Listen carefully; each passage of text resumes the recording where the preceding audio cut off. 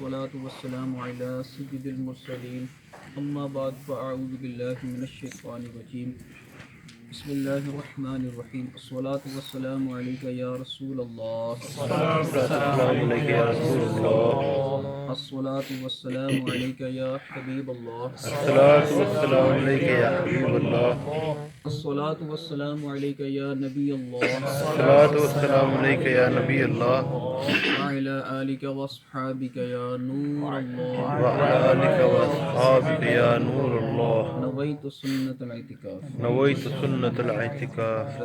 محمدین بھائی کو ایک لفظ بھی سمجھ نہیں آئے گا، پہلے برار بھائی ان کو تھوڑی ٹرانسلیشن کرتے کبھی شاید جلدی چلے گئے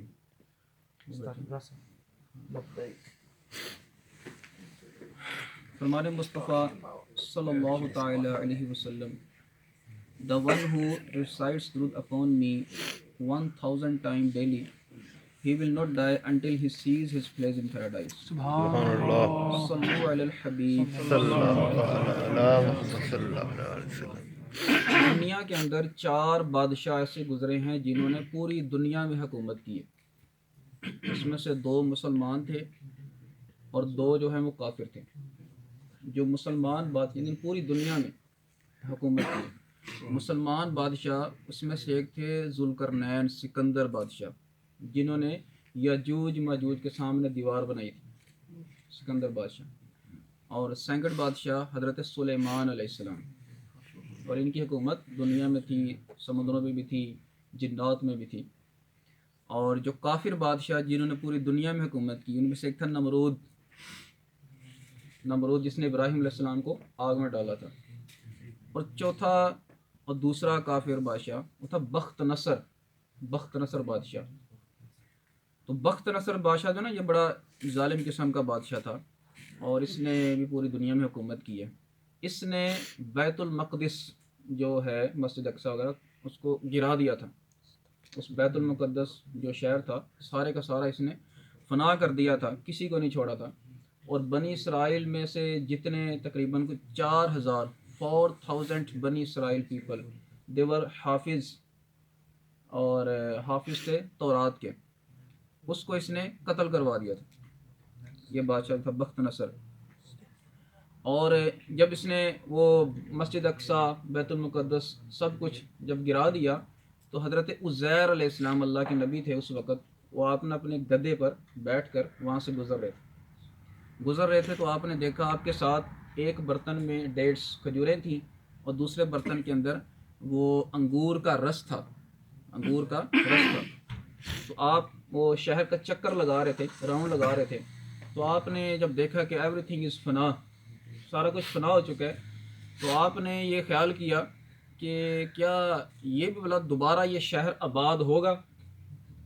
جب یہ آپ نے خیال کیا، تھوڑی دیر بعد آپ ایک جگہ پہ جا کے آپ نے اپنا گدھا جو تھا ڈونکی اس کو باندھ دیا، خود آپ لیٹ گئے، تو اللہ تعالیٰ نے آپ پر موت طاری کر دی۔ اور یوں تقریباً 70 سال گزر گئے۔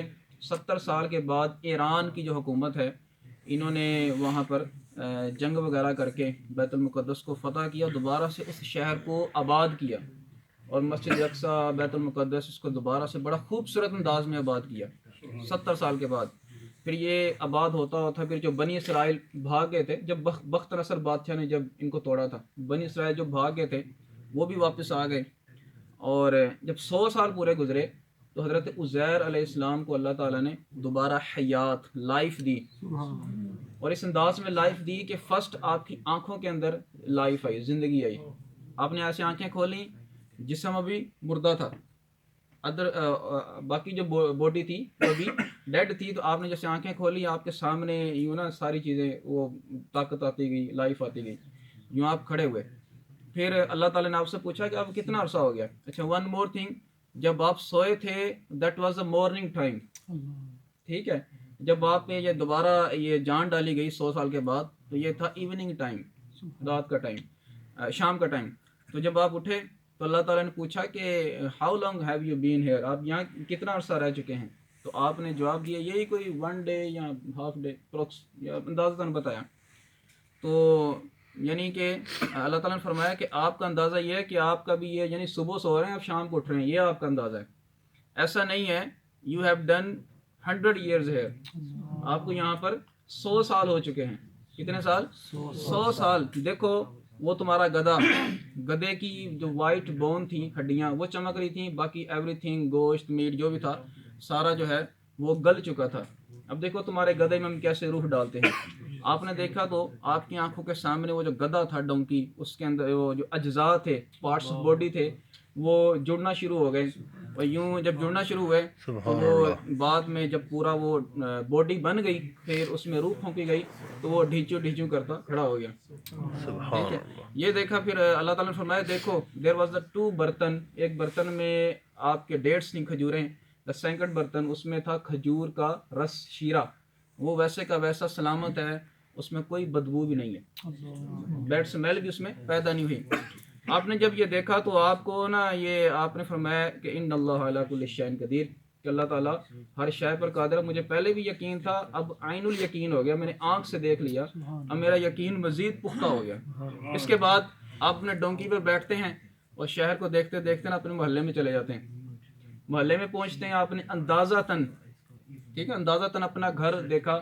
اپنے گھر پر پہنچ گئے، دروازے کو نوک کیا اور اندر سے نا ایک بوڑھی عورت، اولڈ وومین یہ نکلی، جو آنکھوں سے بلائنڈ، اندھی تھی، اور پاؤں سے ڈسیبل تھی، معذور تھی. تو وہ اس نے جب وہ اس کے پاس آپ پہنچے تو آپ نے پوچھا کہ کیا یہ عزیر علیہ السلام کا گھر ہے؟ Is it home of Uzair علیہ السلام؟ تو وہ جو عورت تھی نا وہ حضرت عزیر علیہ السلام کی لونڈی تھی، سلیو گرل لونڈی تھی، اور وہ بوڑھی تھی. وہ اس نے جب یہ سنا تو وہ رونے لگی کہ عزیر علیہ السلام کو تو 100 year ہو گئے، 100 سال ہو گئے، تو why are you asking about Uzair علیہ السلام؟ آپ عزیر علیہ السلام کے بارے میں کیوں پوچھ رہے ہیں؟ تو آپ نے جواب دیا آئی ایم عزیر، میں عزیر ہوں. تو وہ کہنے لگی آپ عزیر؟ آئی کانٹ بلیو، میں کیسے یقین کروں. تو آپ نے فرمایا نہیں میں عزیر ہوں. وہ کہنے لگے عزیر جو تھے اس کی دعا ایکسیپٹڈ ہوتی تھی، مستجاب الدعوات ہے، کہ whenever he used to make دعا، ہز دعا آل دعاز آر ایکسیپٹڈ، ان کی تمام دعائیں قبول ہوتی تھیں. If you are Uzair so do دعا فار می کہ may Allah give me the light in my eyes، اللہ میری آنکھوں کا نور مجھے واپس لوٹا دے، میرے لیے دعا کریں. حضرت عزیر علیہ السلام نے دعا کی اور وہ اس کی آنکھیں جو ہیں واپس آ گئی. پھر آپ نے فرمایا کم باذن اللہ، عزیر علیہ السلام نے، کہ stand up with the order of Allah, Allah کے حکم سے کھڑی ہو جا. اور جو اس کی ٹانگیں ڈسیبل تھیں، ٹانگیں خراب تھیں، تو وہ کھڑی ہو گئی. سبحان اللہ. تو جب اس نے آنکھوں سے دیکھا عزیر علیہ السلام، اچھا ون مور تھنگ، جب عزیر علیہ السلام پر موت طاری ہوئی تھی نا، اس وقت آپ کی عمر 40 years تھی، 40 سال. اور ابھی بھی آپ 100 سال کے بعد جب اٹھتے نا، وہی 40 سال کی وہ جو ادھیڑ پن جو جوانی ٹائپ ہوتی ہے، وہی آپ کی عمر تھی. اس نے دیکھا سلیو گرل نے عزیر علیہ السلام ہے، وہ بھاگی بھاگی گئی محلے کے اندر، اسٹریٹس کے اندر. لوگ جو ہے نا دیور ورکنگ، وہ کاموں میں مصروف تھے. تو جا کہنے لگی عزیر علیہ السلام آ گئے، عزیر علیہ السلام آ گئے. تو وہ لوگوں نے کہا جھوٹ بول رہی ہے، کہاں سے عزیر علیہ السلام آ گئے، ان کو 100 سال ہو گئے. تو وہ کہنے لگی دیکھو look my eyes, I was blind, میں اندھی تھی لیکن اب میری جو آئیز آ گئی یہ عزیر علیہ السلام کی دعا کا صدقہ ہے. ٹھیک ہے. تو پھر وہ کہاں ہے عزیر؟ بھائی یہ ہیں عزیر، عزیر علیہ السلام یہ ہیں. لوگوں نے جب دیکھا تو اس وقت ان لوگوں کے اندر ان کا ایک بیٹا بھی تھا. اس بیٹے کی عمر 118 سال، 118 years تھی. اس نے جب دیکھا کہ میرا باپ آ گیا ہے عزیر، تو وہ کہنے لگا کہ میرا جو فادر تھا اس کے یہ بوتھ شولڈر جو ہیں، اس کے درمیان تلوں کا تل جو تھے، تل مول، بلیک مول، اس کا نا وہ چاند مون بنا ہوا تھا. تو اف یو شو می، اگر میں دیکھوں گا تو پھر میں یقین کروں گا. عزیر علیہ السلام نے اپنا سینہ کھول کے دکھایا تو وہ چاند جو ہے، مون جو تھا وہ بنا ہوا تھا. تو پھر ان کی یہ اس انداز میں پہچان ہوئی. تو مفسرین فرماتے ہیں کہ ان دا ورلڈ دس از دا سن، یہ سن تھا، بیٹا تھا جو اپنے باپ سے بڑا تھا، اپنے باپ سے بڑا تھا. ورنہ عمر کے لحاظ سے باپ ہی بڑا ہوتا ہے، لیکن یہ عزیر علیہ السلام جو ہیں ان کے بیٹے عمر میں ان سے بڑے تھے. دا ریزن یہی ہے کہ 100 سال تک ان پر اللہ تعالیٰ نے موت طاری کی. تو وہ تلوں کا نشان دیکھ کر بعض علماء فرماتے ہیں یا بالوں کا نشان تھا، لیکن مفتی فیض احمد ویسی صاحب نے یہ لکھا ہے کہ تلوں کا نشان تھا. اور اس کو دیکھ کر ان کے بیٹوں نے ان کو پہچانا. اس ٹائم ان کے گرینڈ سن، پوتے بھی تھے، تو اسی واقعے کو اللہ تعالیٰ نے قرآن پاک میں ارشاد فرمایا. اللہ تعالیٰ فرماتا ہے اللہ بسم اللہ الرحمن الرحیم او کالذی مر علی قریۃ وہی خاویۃ علی عروشها قال انا یحیی هذه اللہ بعد موتها فاماته اللہ 100 عام ثم بعثه قال كم لبثت قال لبثت یوما او بعد یوم قال بل لبثت 100 عام فانظر الى طعامك وشرابك لم يتسنه وانظر الى حمارك ولنجعلك آية للناس وانظر الى العظام كيف ننشزها ثم نكسوها لحما فلما تبين له قال اعلم ان الله على كل شيء قدير. ترجمہ اس کا یہ ہے کہ یا اس کی طرح جو گزرا ایک بستی پر اور وہ بستی ڈھائی پڑی تھی، گری پڑی تھی اپنی چھتوں پر، بولا اسے کیوں کر جلائے گا اللہ اس کی موت کے بعد؟ تو اللہ نے اسے مردہ رکھا، اس بندے کو مردہ رکھا 100 برس، پھر زندہ کر دیا. فرمایا تو یہاں کتنا عرصہ ٹھہرا ہے؟ عرض کی دن بھر ٹھہرا ہوں گا یا کچھ کم. فرمایا نہیں بلکہ تجھے 100 برس گزر گئے، اور اپنے کھانے اور پانی کو دیکھ اب تک بو نہ لایا، اور اپنے گدھے کو دیکھ کہ جس کی ہڈیاں تک سلامت نہ رہیں، اور یہ اس لیے کہ تجھے ہم لوگوں کے واسطے نشانی کریں. اور ان ہڈیوں کو دیکھ کیوں کر ہم انہیں اٹھان دیتے پھر انہیں گوشت پہناتے ہیں. جب یہ معاملہ اس پر ظاہر ہو گیا بولا میں خوب جانتا ہوں کہ اللہ سب کچھ کر سکتا ہے. یہ واقعہ قرآن پاک کے 3 پارے کے اندر یہ موجود ہے. ایک یہ واقعہ سنانے کا میرا مقصد تل جو ہے نا یہ اس کے بارے سے کچھ بیان کرنا. اور اسی طرح خلیفہ اول حضرت ابو بکر صدیق رضی اللہ تعالی عنہ جب آقا علیہ الصلوۃ والسلام نے اعلان نبوت فرمایا تھا، یہ تجارت کے لیے دور دراز جایا کرتے، مارکیٹنگ کے لیے جایا کرتے. ایک بار صدیق اکبر رضی اللہ تعالیٰ عنہ صوبہ یمن کے اندر آپ کپڑے کی مارکیٹنگ کے لیے تشریف لے گئے. فرماتے ہیں کہ میں وہاں گیا تو مجھے ایک شیخ ملا جس کی عمر 390 ایئرس اولڈ، اس کی اتنی عمر تھی، اور اپنے زمانے کا وہ بہت بڑا عالم تھا. اور میری اس سے بات ہوئی، اس کا نام تھا شیخ ازدی تھا. اور جب میری اس سے بات ہوئی تو شیخ ازدی نے کہا لگتا ہے کہ یو آر فرام حرم مکہ شریف. تو ابو بکر صدیق رضی اللہ تعالیٰ نے کہا یس آئی ایم فرام مکہ شریف. تو شیخ ازدی کہنے لگا کہ I think you are from the قبیلہ آف بنی تمیم، آپ بنی تمیم کے قبیلے سے تعلق رکھتے ہیں. تو آپ نے فرمایا جی ہاں آئی ایم فرام بنی تمیم اینڈ مائی نیم از عبداللہ بن عثمان، یہ میرا نام ہے. شیخ ازدی نے کہا آئی وان آسک ون تھنگ، میں آپ سے ایک بات پوچھنا چاہتا ہوں. تو آپ نے ابو بکر صدیق رضی اللہ تعالیٰ عنہ نے فرمایا کہ یس یو کین آسک، آپ کی کیا بات آپ مجھ سے پوچھ سکتے ہیں. تو شیخ ازدی کہنے لگا کہ can you show me your belly, آپ مجھے اپنا پیٹ دکھا سکتے ہیں. تو صدیق اکبر رضی اللہ تعالیٰ نے فرمایا کہ reason why should I show you my belly, میں آپ کو اپنا پیٹ کیوں دکھاؤں، واٹ از دا مقصد، پرپس، مقصد کیا آپ کا. شیخ ازدی کہنے لگا کہ آئی ایم عالم دین، اس وقت جو یعنی اس دور کے کہ میں عالم ہوں اور میرے پاس بہت زیادہ نالج ہے، I have lot of knowledge. تو میں نے نا کتابوں کے اندر یہ پڑھا ہے کہ ایک نبی کا ظہور ہوگا اور اس کو ایک ادھیڑ عمر کہتے ہیں 40 سے 50 ایئرس کے درمیان تقریباً ادھیڑ عمر کا ایک بندہ ہوگا جو اس کی مدد کرے گا. وہ قبیلہ بنی تمیم سے ہوگا، حرم کا رہنے والا ہوگا، اور اس کی نشانی یہ ہے کہ آن دا ٹاپ آف نیول، ناف کے اوپر اس کے بلیک مول یہ تل ہوگا. تو میں وہ دیکھنا چاہتا ہوں، اگر آپ دکھا دیں تو میرا یقین جو ہے نا وہ ایک ہو جائے گا. باقی تو نشانیاں ہیں آپ میں کہ یو آر فرام بنی تمیم، یو آر فرام مکہ شریف، اور عمر کے لحاظ سے بھی ٹھیک ہے، لیکن یہ نشانی جو یہ میں دیکھنا چاہتا ہوں.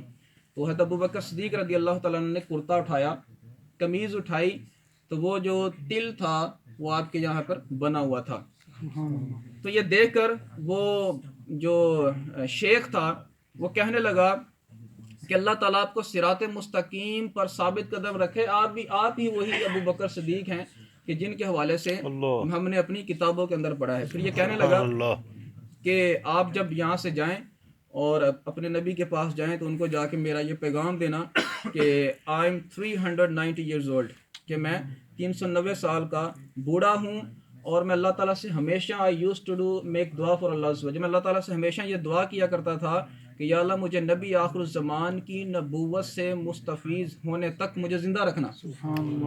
اور الحمدللہ آئی گوٹ دا ایئر آف پروفیٹ صلی اللہ علیہ وسلم کہ میں آقا علیہ الصلوۃ والسلام کے زمانے تک یہاں الحمدللہ زندہ رہا. لیکن آئی لیو ان یمن اینڈ یو آر فرام حرم شریف مکہ شریف، تو فاصلہ بڑا لمبا ہے، تو لہٰذا آپ اپنے نبی کی بارگاہ میں میرا سلام دیجیے گا اور کہیے گا کہ میں اگرچہ آپ سے مل نہیں سکتا but I believe in you, میں آپ پر ایمان لاتا ہوں اور اللہ پر ایمان لاتا ہوں. تو یہ وہ جو پیغام ہے دیا. جب صدیق اکبر رضی اللہ تعالیٰ عنہ یہ میسج لے کر واپس آتے ہیں مکہ شریف کے اندر، اور آ کر آقا علیہ الصلوۃ والسلام کے جب مکہ میں آتے ہیں تو ابو جہل، عتبہ، شیبہ یہ بھاگے بھاگے آئے صدیق اکبر کے پاس، کہنے لگے کہ آپ کو پتہ ہے کہ وہ محمد بن عبداللہ صلی اللہ علیہ وسلم اس نے اعلان نبوت کر دیا ہے، نبوت کا اعلان کر دیا ہے، تو یہ ایک نیو دین لے کے آئے ہیں اور ہمارے جو بڑوں کا دین تھا وہ کہہ رہے ہیں یہ غلط ہے. تو صدیق اکبر رضی اللہ تعالیٰ عنہ کے ساتھ پہلے یہ واقعہ پیش آ گیا تھا، تو آپ نے فوراً یہ کہ ان کو جواب دینے کے بجائے آپ نے کہا کہ لیٹ می سی، مجھے دیکھنے دیں. تو آپ جاتے ہیں حضور کے گھر پر، آپ نوک کرتے ہیں ڈور کو، آقا علیہ الصلوۃ والسلام تشریف لاتے ہیں. تو آپ نے ابو بکر صدیق رضی اللہ تعالیٰ عنہ عرض کی یا رسول اللہ صلی اللہ علیہ وسلم کہ میں نے سنا ہے کہ آپ نے نبوت کا اعلان کیا ہے اور آپ اپنے بڑوں کا دین چھوڑ دیا آپ نے. تو آقا علیہ الصلوۃ والسلام نے فرمایا یس کہ آئی ایم میسنجر آف اللہ، میں اللہ کا میسنجر ہوں، اور آئی انوائٹ یو ٹورڈز اسلام، میں آپ کو بھی اسلام کی طرف دعوت دیتا ہوں. تو وہ کہنے لگا کہ ابو بکر صدیق رضی اللہ تعالیٰ عنہ نے عرض کی کہ can you show me any miracle, مجھے کوئی معجزہ تو دکھائیں نا، کہ صاحب ظاہر نبوت پر معجزہ ہوتا ہے. تو آقا علیہ الصلوۃ والسلام نے فرمایا کہ وہ معجزہ کافی نہیں تھا جو تجھے شیخ ازدی نے، جو یمن کا جو بڑا شیخ تھا، اس نے بتایا تھا. سبحان اللہ. تو صدیق اکبر رضی اللہ تعالیٰ عنہ نے عرض کی کہ یا رسول Allah I met many old men there, میں وہاں تو کافی سارے بوڑھوں سے ملا ہوں، میں تو وہاں کافی بوڑھوں سے ملا ہوں. آقا علیہ السلام نہیں، وہ خاص بوڑھا وہ گیو یو میسج، آپ کو پیغام بھی دیا ہے، نشانیاں بھی آپ کو بتائی ہیں.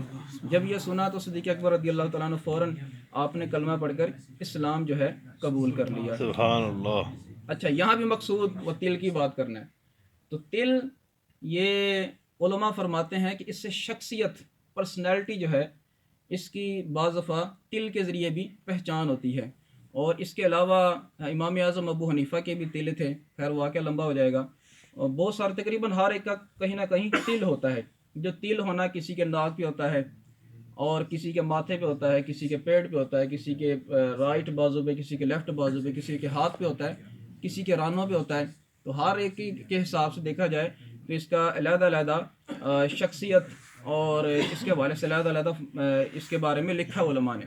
تو میں چند باتیں آپ کو انشاءاللہ اس حوالے سے بتاؤں گا کہ اگر ہاتھ پر تل ہو، ہاتھ پر اگر ہاتھ پہ تل ہے، ہاتھ پہ، تو کہتے ہیں کہ اس کی یہ وجہ ہے کہ یہ ایسا شخص بے حد باصلاحیت شخص ہوتا ہے، باصلاحیت شخص ہوتا ہے. ایسے شخص کو دولت، عزت اور شہرت سب کچھ ملتی ہے. بس ایک دوسرے کی طرف نہ دیکھیں، آپ خود ہی اپنے بارے میں سوچ لیجیے گا. تھوڑا سا ٹاپک کو انٹرسٹ بنانے کے لیے بھی میں عرض کر رہا ہوں. اگر گردن پر تل ہے، گردن پر تل ہے تو کہتے ہیں کہ غیر متوقع دولت اگر سامنے ہو تو دونوں جانب میں سے کسی بھی سمت ہو، ایسے شخص کا رویہ نامناسب ہوتا ہے.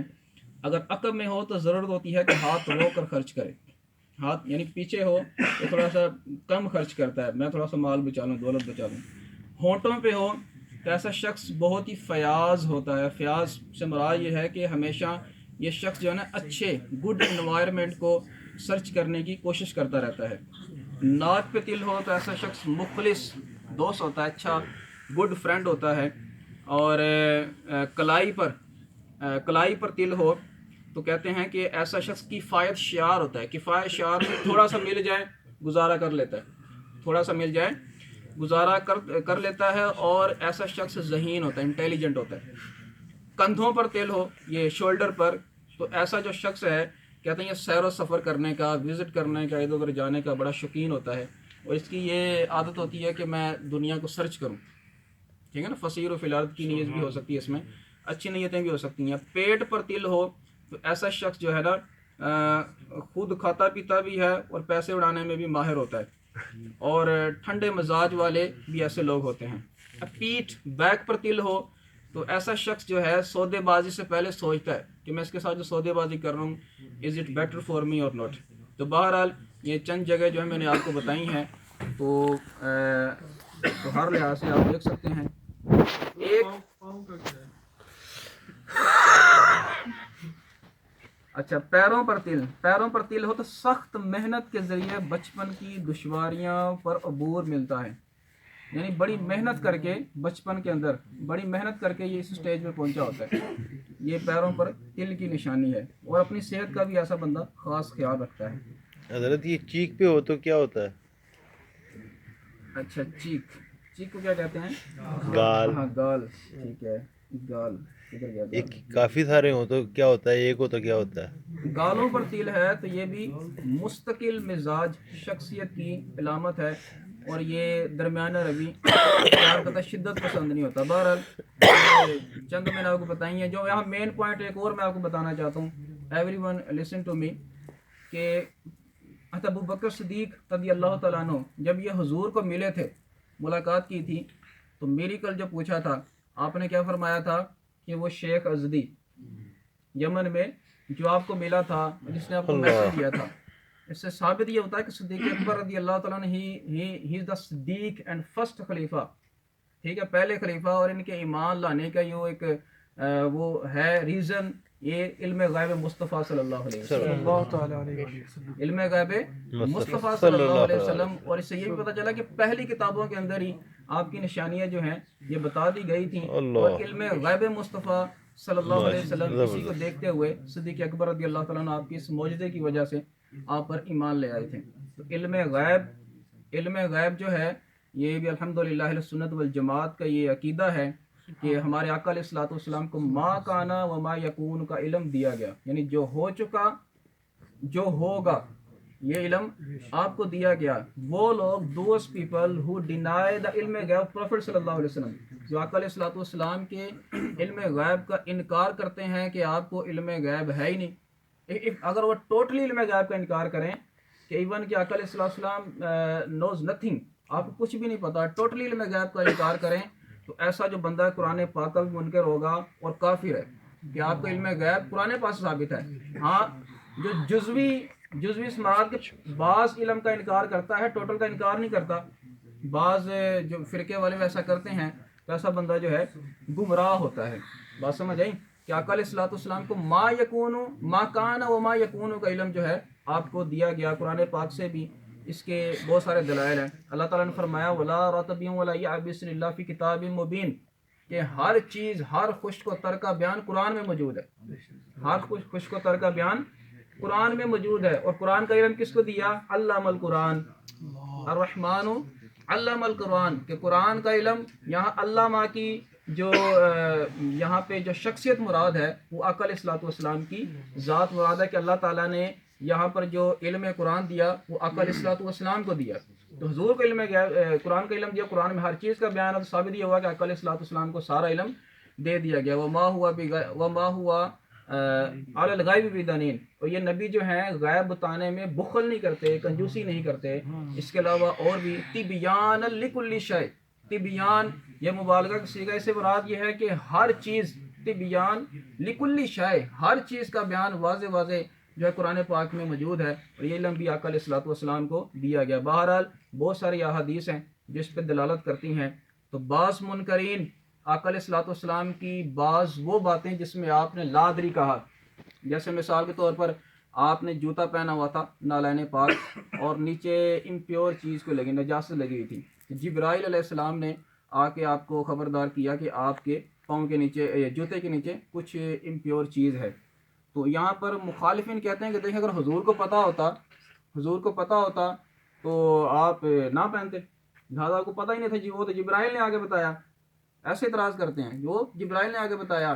اس جنگوں کے حوالے سے بتاتے ہیں کہ اف آقا علیہ الصلوۃ والسلام ہیو علم انسین علم غیب ہے آقا علیہ الصلوۃ والسلام کو، تو آپ کو پہلے پتہ چل جانا تھا یہ تھا کہ احد کے اندر معاذ اللہ مسلمانوں کو نقصان ہوگا. بات سمجھ آئی؟ تو مسلمانوں کو وہاں نہ لے کے جاتے.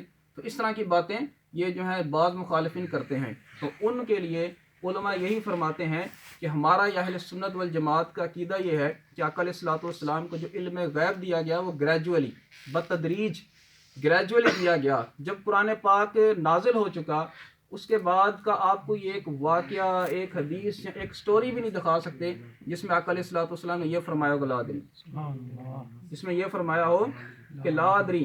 اس طرح کے جو واقعات بتاتے ہیں وہ یہاں تو اس ٹائم کے واقعات ہیں کہ اس چیز کا علم حضور کو اس وقت نہیں دیا گیا. ایک تو یہ ریزن. دوسرا ریزن یہ ہو سکتا ہے کہ کسی حکمت کے پیش نظر آقا علیہ الصلوۃ والسلام جو ہیں ریمینڈ سائلنٹ. آپ خاموش رہے ہوں گے کہ اگر وہاں پر ایک مسئلے کی وضاحت کرنا مقصود ہوتا ہے اس لیے آپ نے بیان نہیں فرمایا. بات سمجھ آئی؟ لیکن اٹ ڈزنٹ مین کہ آقا علیہ الصلوۃ والسلام کو ما کانا ما یکون کا علم نہیں تھا. بعض لوگوں نے اپنی کتابوں میں لکھ دیا ہے کہ معاذ اللہ جو آقا علیہ الصلوۃ والسلام کو علم ہے اس سے زیادہ تو گدھوں کو اور شیطان کو کس کو ہے. تو اللہ تعالیٰ ایسے لوگوں سے ہمیں بچائے. آمین. ہمارا عقیدہ اہل سنت والجماعت یہ الحمدللہ یہی خالص عقیدہ ہے اور اس پر ہمیں اور ہماری نسلوں کو بھی استقامت عطا فرمائے. آمین. عقائد کے لحاظ سے آپ ماشاء اللہ 10 ڈیز کے اعتکاف میں آئے ہیں. عقائد کے لحاظ سے شعار اہل سنت سائنس آف اہل سنت کے لحاظ سے آپ کے ذہنوں میں جو سوالات ہوں جو باتیں ہوں آپ پوچھ سکتے ہیں کہ بیسکس ہمارے عقائد ہیں. عقائد ہمارے اچھے ہوں اور عقائد ہی ہمارے جب ٹھیک نہیں ہوں گے تو کوئی بھی عبادت جو ہے وہ ہمیں فائدہ نہیں دے سکتی. جب تک کہ ہمارا عقیدہ اچھا اور ایمان کی حالت میں ہم دنیا سے جائیں تو پھر عبادات جو ہیں یہ ہمارے لیے فائدہ مند ہوگی. تو ہم انشاءاللہ گریجولی عقائد کے حوالے سے بھی سنتے رہیں گے. اللہ تعالیٰ ہمیں عقائد اہل سنت پر استقامت عطا فرمائے. آمین بجاہ النبی الامین صلی اللہ تعالی علیہ وسلم. اللہم صلی علی محمد وعلی آل محمد وبارک وسلم وصلی علیہ. آمین. یا اللہ جو ہم نے قرآنی واقعہ سننا مولا اسے یاد رکھنے کی توفیق عطا فرما. آمین. یا اللہ عشرہ جہنم سے آزادی کا آغاز ہو چکا مولا اس عشرہ پاک کے صدقے ہمیں جہنم سے آزادی کے پروانے عطا فرما. آمین. یا اللہ عز و جل ہمیں عقائد اہل سنت سیکھ کر اس پر استقامت کی توفیق عطا فرما. آمین. ہمیں اور ہماری نسلوں کو بھی ایسے لوگوں سے بچا جو گستاخان رسول گستاخان اولیاء گستاخان صحابہ ہیں. آمین. یا اللہ عز و جل یا اللہ عز و جل بیماروں کو شفا عطا فرما. آمین. تنگ دستوں کو تنگ دستی سے نجات عطا فرما. آمین. بے روزگاروں کو رزق حلال آسان اور وافر مقدار میں عطا فرما. آمین. یا اللہ عز و جل ہمیں 5 وقت کا باجماعت نمازی بنا. آمین. یا اللہ ہمیں شرعی مسائل سیکھ کر دوسروں کو سکھانے کی توفیق عطا فرما. آمین. اللہم بارک لنا فی رمضان. آمین. صلی اللہ تعالی علی خیر خلقہ محمد وعلی آلہ وصحبہ اجمعین برحمتک. اعتکاف والے جو ہیں جدول تھوڑا سا سماعت فرما لیں.